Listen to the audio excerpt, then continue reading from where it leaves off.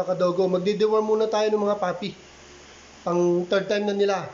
Para mas healthy lalo itong mga to. Lalo lalakas kakain after ng deworming. Ready ko lang mga gamit.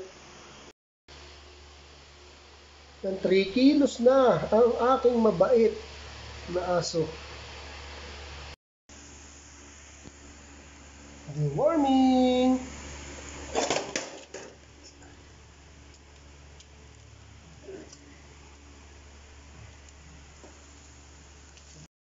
Ayan, deworming na.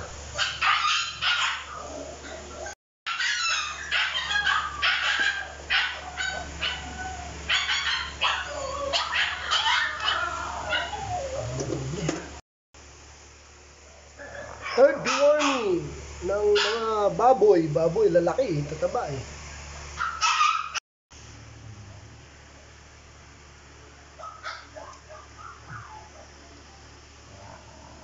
Overweight. Teka.